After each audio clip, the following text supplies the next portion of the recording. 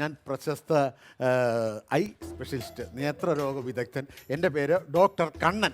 എങ്ങനെയുണ്ട്? അടിപൊളി പേര്, നല്ല പേരാണ്. ഡോക്ടറിന് ഇടാൻ പറ്റിയ പേര് കണ്ണൻ. Thank you. കാരണം എന്ന് വെച്ച് കഴിഞ്ഞാൽ എൻ്റെ അമ്മ ഇട്ട പേരാണ്. ഇടാൻ കാരണമുണ്ട്. ഞാൻ കുഞ്ഞിലെ ചുറ്റുടുമുണ്ടു വാവയായിരിക്കണ സമയത്ത് ഇങ്ങനെ ചുറ്റുടുമുണ്ടു മുട്ടയിൽ ഇങ്ങനെ എഴഞ്ഞൊക്കെ വരൂലേ, ഓടി ചെന്ന് ഇങ്ങനെ ഭിത്തിയത്തിന് തലയടിച്ചിട്ട് വിളിക്കണ ആ പ്രായത്തില് എൻ്റെ കണ്ണ് കാണാൻ ഭയങ്കര ഭംഗിയായിരുന്നു. അപ്പൊ അങ്ങനെ എൻ്റെ അമ്മ ഇഷ്ടപ്പെട്ടിട്ട് ഇട്ട പേരാണ് കണ്ണൻ എന്ന്. അമ്മ ഇട്ടതാ? അമ്മ ഇട്ടതാ. സത്യം കേട്ടോ. അമ്മയ്ക്ക് നല്ലൊരു കയ്യടി കൊടുക്കേട്ടോ അമ്മയ്ക്ക്. ഇപ്പോഴും ആ കണ്ണിന് മാത്രമേ ഉള്ളൂ ഭംഗി. ഇപ്പോഴും ആ കണ്ണിന് മാത്രമേ ഉള്ളൂ ഭംഗി. ഒരു കുഞ്ചാക്കോ ബോബനായത് പറയണേന്ന് അല്ലേ? അതെ, ഭാഗ്യമുള്ള മനുഷ്യനാണ് നിങ്ങൾ. ഭാഗ്യമുള്ളതായിട്ടല്ലേ? അല്ലെങ്കിൽ ഈ കാലിലാണ് സൗന്ദര്യം കൂടുതലെങ്കിൽ എന്ത് ചെയ്തേനെ അന്ന്? ഓ ശരിയല്ലേ.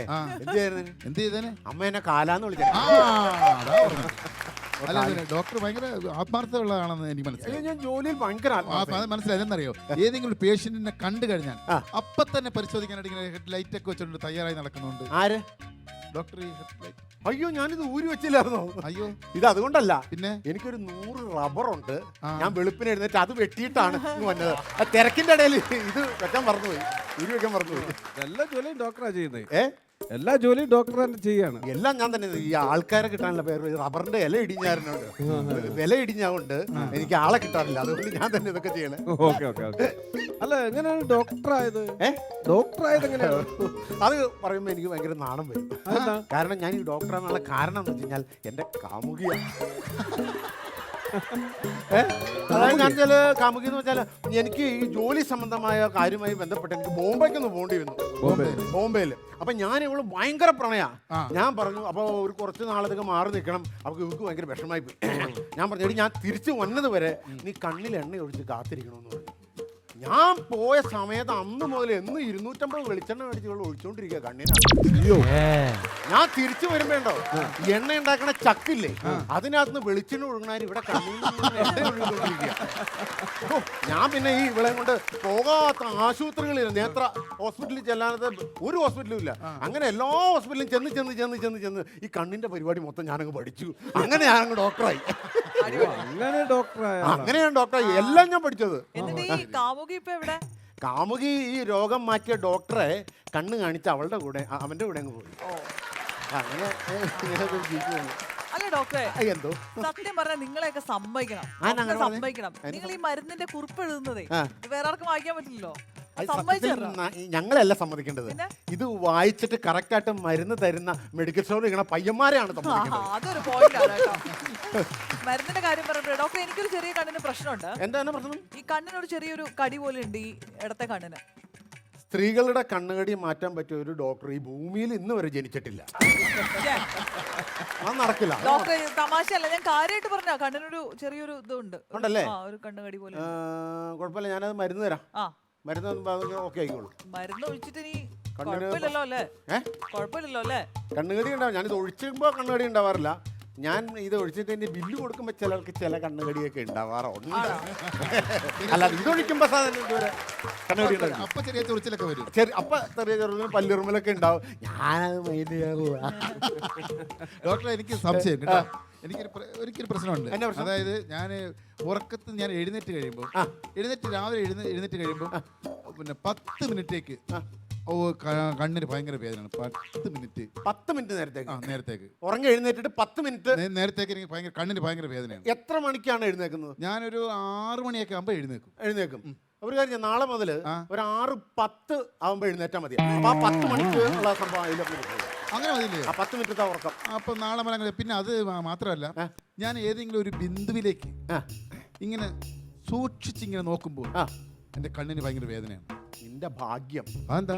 ബിന്ദുവിനെ തുറച്ചു നോക്കിയിട്ട് കണ്ണിന് മാത്രമേ വേദനയുള്ളൂ എന്ന് ആ ഭർത്താവ് അങ്ങനെ അറിഞ്ഞാൽ ഇവന്റെ ശരീരം മൊത്തം വേദന ഉണ്ടാവൂലായിരുന്നു. കുത്താണ്. കുത്ത് തന്നെ ഞാൻ ഉദ്ദേശിച്ചത്. അവൻ കുത്തുവാണോ വെട്ടുവാണോ എന്നൊന്നും പറയാൻ പറ്റില്ല. ബിന്ദുവിനൊക്കെ നോക്കി എന്തെങ്കിലും മരുന്നുണ്ടെങ്കിൽ പറ. മരുന്നുണ്ട്. വേറെ ഈ മരുന്ന് ഒന്ന് ഉപയോഗിക്കാം. ഇതും അതിന് തന്നെ ഉള്ള ഒരു മരുന്നാണ്. ഒരെണ്ണത്തിന് 100 രൂപയും 100 രൂപ, ഒരെണ്ണത്തിന് 50 രൂപയും. അത് സെയിം ആണോ? മരുന്ന് സെയിമാ. അപ്പൊ ഈ പിന്നെ വില വിലയിൽ വ്യത്യാസം വ്യത്യാസം. വരുന്ന- വിലയിൽ വ്യത്യാസം വന്നതെന്ന് വെച്ച് കഴിഞ്ഞാൽ ഈ 50 രൂപയുടെ മരുന്ന് കണ്ണിലൊഴിക്കുന്നത് 50 വയസ്സുള്ള സിസ്റ്ററാ, 100 രൂപയുടെ മരുന്ന് ഒഴിക്കുന്നത് 25 വയസ്സുള്ള സ്ത്രീയാ. അപ്പൊ 100ന്റെ ഒരു 2 ബോട്ടിൽ വന്നത്. ഏ 100ന്റെ 2 ബോട്ടിൽ മരുന്ന്. അപ്പൊ നിനക്ക് കുത്തും കൊണ്ടും വെട്ടും കൊണ്ടും നീ ഒതുങ്ങുന്ന ആളല്ല അല്ലേ? അങ്ങനല്ല ഞാൻ ഉദ്ദേശിച്ചത്. അല്ല, ഞാൻ വന്നപ്പോൾ മുതൽ എനിക്ക് ഓരോ രോഗികളെ കാണുമ്പോൾ അവരുടെ ചെറിയ ലക്ഷണങ്ങൾ കാണുമ്പോൾ നമുക്ക് അത് പെട്ടെന്ന് മനസ്സിലാവും. നമ്മൾ ഐ സ്പെഷ്യലിസ്റ്റ് അതുകൊണ്ട് പുള്ളിയുടെ കണ്ണിന് ഭയങ്കര ഒരു പ്രശ്നമുള്ള ആളാട്ടോ പുള്ളിയുടെ. ഉല്ലാസേട്ടന്റെ ആ, നിങ്ങളുടെ കണ്ണിന് ഉല്ലാസത്തിന് എന്തോ പ്രശ്നമുണ്ടോ? അതൊരു ഓപ്പറേഷൻ വരെ ചെയ്യേണ്ടി വരും. അത് അയ്യോ. അങ്ങനെയുള്ള പ്രശ്നങ്ങളൊന്നും എനിക്കില്ല. അത് നിങ്ങൾ ഐ സ്പെഷ്യലിസ്റ്റ് ആണോ? അല്ല അല്ല അല്ല. അതാ പറഞ്ഞ ഒരു ഡോക്ടർക്ക് അത് മനസ്സിലാവും. അത് സാർ അതിങ്ങനെ ദൂരെ നോക്കുമ്പോഴേ മനസ്സിലാവോ? അതെങ്ങനെ മനസ്സിലാവും? ഇത്ര ദൂരം നിന്നിട്ട് എന്റെ കണ്ണിനായി അതല്ലേ ഡോക്ടറുടെ മാര്. എന്റെ കണ്ണിന് പ്രശ്നമൊന്നുമില്ല. അത് ഞാൻ തെളിയിച്ചു തരാം. ആയിക്കോട്ടെ. ഞാൻ വായിക്കാൻ പറഞ്ഞത് നിങ്ങൾ വായിക്കുവോ? പിന്നെന്താ? ഒന്ന് വായിച്ചേ. ആ അറിയാൻ പാടില്ലാന്നാണോ ആന്നാണോ? എഴുതിയേക്കുന്ന അക്ഷരമായാണ്. ആണോ? ഇത് ഹീറോ നിങ്ങളുടെ കണ്ണിന് പ്രശ്നമുണ്ട്. ഇല്ല നിങ്ങളുടെ കണ്ണിന് പ്രശ്നമുണ്ട്. ഇല്ല. ഏ ഹീറോ ഏ ഹീറോ ഈറോടോ? Hero hero hero. നിങ്ങളുടെ കണ്ണിന് പ്രശ്നമുണ്ട്. ശ്ശേ, ഞാനിതിന്റെ രണ്ട് എല്ലാ ആഴ്ച അക്ഷരങ്ങളും കണക്കല്ലേ? വായിക്കുന്നുണ്ടല്ലോ, പിന്നെ എങ്ങനെ പ്രശ്നം? പിന്നെ എങ്ങനെയാണ്? ഒന്ന് വായിച്ചേ.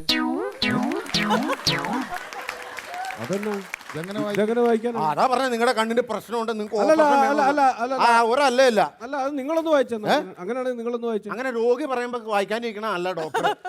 ഡോക്ടർ പറയണ വായിക്കാനിരിക്കണം, അയക്കണം രോഗി. അറിയാവോ? എന്ത് രോഗി? ഏ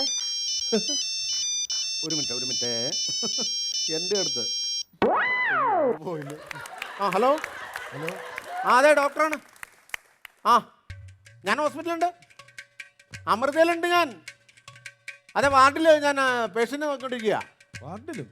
ആ ഇത് അമൃതയല്ലേ? ആ അമൃതയാണ്. ആ അമൃതയാണ്. അതെ അതെ അതെ. ഏ ആണോ?